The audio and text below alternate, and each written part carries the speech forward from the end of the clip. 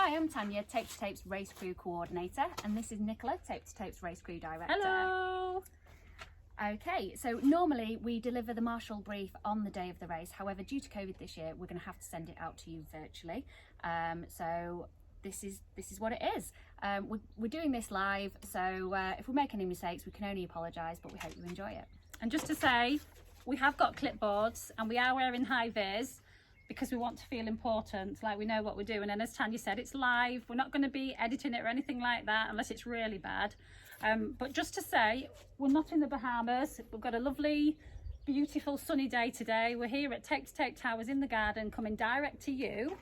And firstly, we want to say the biggest thank you before we get going to each and every one of you who was offered up to volunteer in your zone for that particular charity. Be very proud, because we are, because without you the race can't go ahead. And I'm sure the charities that you're working for are going to be very grateful as well. So I think I'm just going to get straight into what time and where to come on race day. Obviously you'll have been in communication with your zone manager and they'll be telling you roughly where you're going to meet on the morning of the race. Just to let you all know that the roads will start to close on the course at 8 AM. So it's really important that you get to your zone manager and arrange a meeting time prior to that. Because bear in mind, they're going to have all your kit, unless they do it before that. They're going to have your high-vis vest, which you all must wear. It's really important that you all wear that particular high-vis, that yellow one, so we can identify you around the course. You'll also be given a goodie bag, which Tanya will show. It's our ØRSTED race crew bag this year. And in the box of tricks that you'll be given, there'll be lots of little snacks, some crisps, maybe not chocolate because it might melt, but there'll be some sweets and bits and bobs for you to use. We normally provide you with water, which you would normally pick up at the briefing for those of you that have attended before, but we just didn't know what the capacity was of your zone managers to actually carry all the stuff with them. So we're asking you, please bring some drinks with you on the day. Obviously prepare for the weather. If you want to pop a flask in, that's absolutely fine. That's no problem at all. But dress for the weather. If it's hot, bring some sun cream or a hat. We've never had rain, but to be fair, we might do, and I think the runners would probably appreciate it if we did. But just dress for the weather. Keep an eye on it and make sure that you're all prepared on the day. But I think the most important thing is just to make sure that you're in your zone before those road closures start, because it might be a little way to actually walk to your position. Please don't worry, please don't panic, because your zone manager will give you a photographic document of exactly where you're going to stand on the day, what particular road you're going to be marshalling on. And also just to let you all know that we will be providing you all with 2 numbers. One of the phone numbers will be for your zone manager, so if you encounter any problems at all while you're stood on your zone, the manager will be up and down, but you will be able to directly call your zone manager at any time. And the other number that you'll be given will be another mobile number to our medical company. Please don't dial 999 if something did happen, if a runner does go down on the route, or a spectator for that matter. Please use the emergency mobile number we give you, because that will go direct through straight to our team. So that's really the only 2 numbers that you'll need to worry about on the day. Your zone manager has a radio, so they're in direct contact with race control at all times. So, you know, please be reassured that we are keeping an eye on everything that's happening on the course. Okay, Thanks, Nicola. What to expect? Well, we really just want you to have fun, enjoy yourselves. Please shout, clear, clap, for the runners. They will love you for it, and it really does encourage them and spur them on. Please also use your hands. So if you're on a corner, perhaps you use your hands to direct the runners so that they know where to go. A lot of questions we get asked are, how will I know that the race has started? Well, the first thing you'll see is a safety car, which will drive around the course approximately 10 minutes before the race is due to start. It'll have a big Tape to Tape sign on top of it, and then this will shortly be followed by the lead car. The lead car will have a big clock on. You'll be able to see that, you can't miss it. It will then shortly be followed by the runners. Now this year, due to COVID, we're having a staggered start at the race, so the runners will be set off in groups of 20, approximately two minutes apart. So the first wave of runners will be 9 AM and the last wave is at 11 AM. as Nicola said before, wanted to thank you very much for volunteering, sending me all your emails, because it is vital to be able, for the race to be able to go ahead. If for some reason you cannot attend on the day, please notify me as soon as possible by email, message, or give me a call. And then the other thing we need to address, Nicola, is COVID. Yes, yeah. Just before we get on to that, Tanya's mentioned to let her know if you can't arrive on the day, but also be mindful, let your zone manager know as well, because they would probably maybe contact us as well. But Tanya and your zone manager if you can, just so that we can prepare and maybe fill your spots. And just to reiterate what Tanya said, the race itself starts at 9 o'clock. You might wonder why we want you on your spot at 8 o'clock in the morning, but obviously that's because the roads are going to be closed. You are going to be talking to maybe potentially cars or people trying to come onto the course. I don't know if we cover that later on, do we, Tanya, at all? Do you want me to mention that now? Is that covered later on? Yeah, mention that now. Yeah, let's get it out of the way. So just to say that your role is, as Tanya said, you're there to cheer the runners off. We want happy, clappy, smiley marshals, and we want you to enjoy it. On some of the spots, we've asked for marshals to be who are quite assertive, not because we want you to have an argument with anybody, but quite often, I'm sure you'll understand, for those of you that have done it before, sometimes car users don't read the signs that we put up 2 weeks before. We send thousands of letters out to people on the course to let them know about the road closures, but on race day there's always somebody that absolutely will want to drive on the course. All you can do is have a conversation with them, explain that the road closure is legally binding, and if they do drive on the road, they are actually committing an offence. Again, we don't want you to argue with them. You're not there to stop them. You're just there to give them that information and advise them that once the roads are closed from 8 o'clock onwards, that's when the traffic management team start rolling around the course. So I think by 8:45 it should be completely locked down. So if you do come into contact with anybody, just explain the race is on. Yes, the roads are going to be closed till probably around about lunchtime, but please ask them nicely if they can maybe change the plans, or or maybe go a different way if there is an alternative route where you're actually marshalling, but there just might not be. And suffice to say, some people will go on the course. Don't stand in the road, that's not what we want you to do. Don't stop them, take the number down, just put a little call through to your zone manager to let them know. And then what they will do is they will contact race control, so it'll make a decision or not as to whether we halt the race or start the race or not. But that will start at 9 o'clock, providing everything is okay and the course is locked down. And as Tanya just said, it's a rolling start. It's going off for 2 hours to keep everybody safe and socially distanced. Which brings me to COVID. To get this race underway this year, we had to go through some quite stringent, meet some stringent guidelines. And what we've actually done is we've managed to succeed, hence the spacing out of all the runners. We've got limited touch points. We haven't got any paces this year to avoid gathering. We haven't got any bans on the course this year because we didn't want to encourage crowding.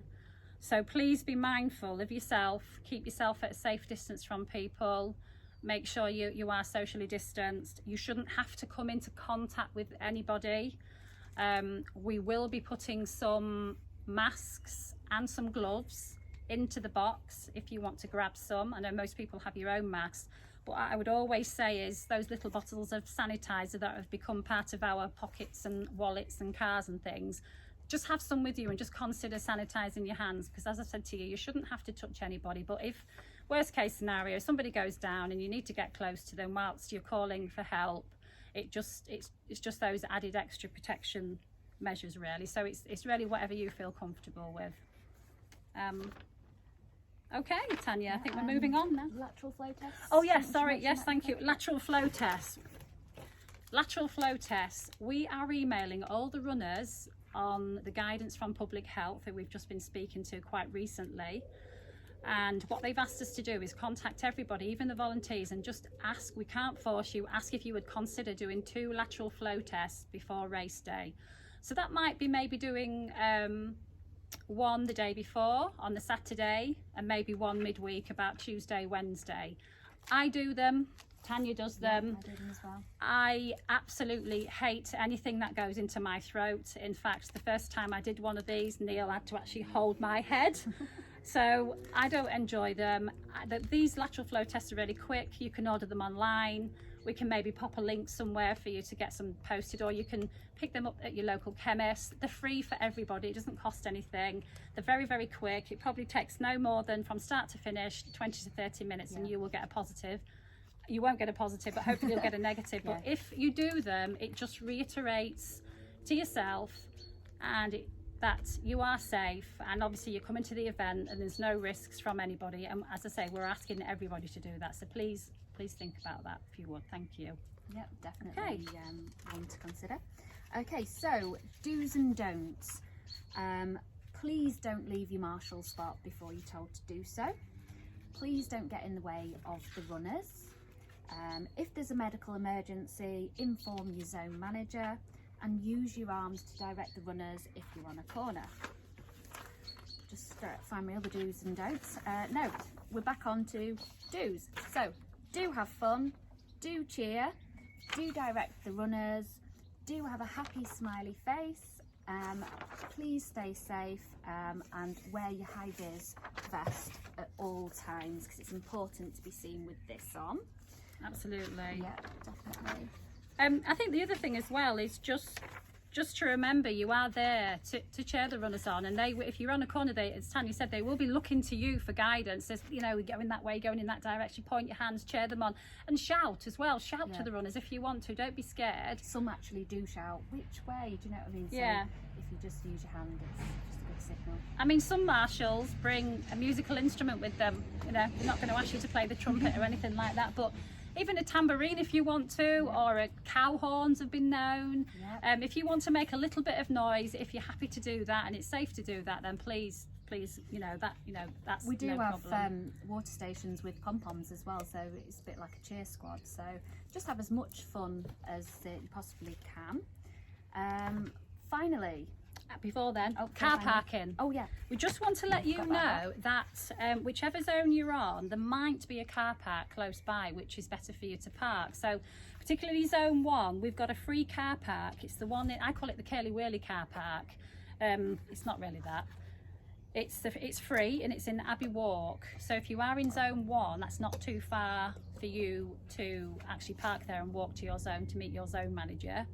Also, the Grimsby Institute, for those of you that have attended our briefing there in the past, we've got the whole of the car park in there to use. So anybody really who's in zone 2 or zone 3 even, or even zone 4, I mean, it doesn't matter. It's just options for you to actually park if you wish. I think the other thing just to mention as well is about your finish times. We anticipate, obviously the first runner will set off at 9 o'clock in the morning, and you will eventually see them, as Tanya said, behind the safety car, etc., and the other car. We anticipate that the final runner will finish around about 12:30 in the park. So bearing in mind where you are on the route, they're going to set off at 11. So once those last runners have gone at 11 o'clock, the course is slowly opened behind. So the people in the final zones, you're pretty much going to be there until 12:30 or just after.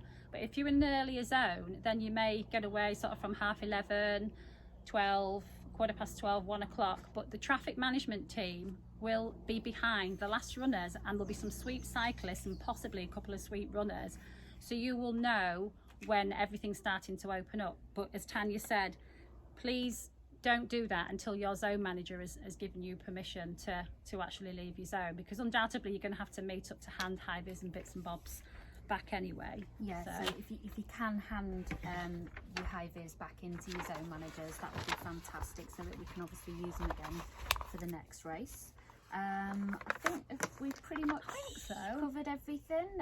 We could be the next sort of like Susanna Reid's co-host, or jump in for them.